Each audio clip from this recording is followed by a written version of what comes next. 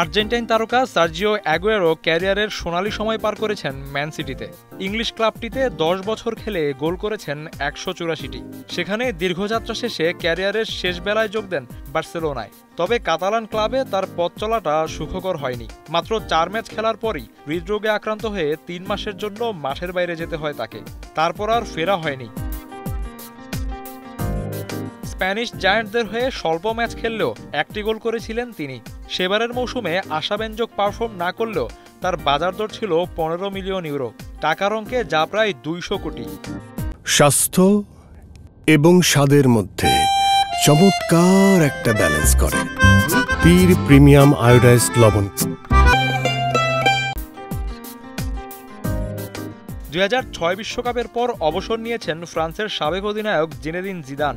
সে সময়টায় তিনি খেলতেন রিয়াল মাদ্রিদের হয়ে। বিশ্বকাপের বছরই ক্লাব ফুটবলকেও বিদায় বলেন ফরাসি তারকা।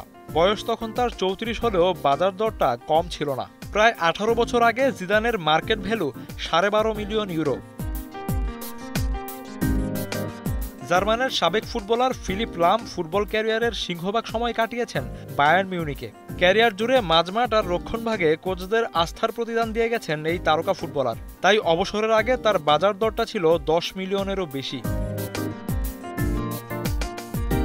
তারই স্বদেশী অলিভার কানের মার্কেট ভ্যালুটাও কম নয়। ফুটবলকে বিদায় জানিয়েছেন ১৬ বছর আগে।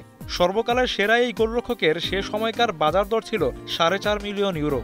অবসরে যাওয়ার আগে কোনো গোলরক্ষকেরই এত টাকা বাজার দর হওয়ার নজির নেই। তারকাদের মধ্যে সেই তালিকায় নাম আছে বেলজিয়ান ফুটবলার এডেন হ্যাজার্ডের। ক্যারিয়ারের শেষ দিকে খেলেছেন রিয়াল মাদ্রিদের হয়ে।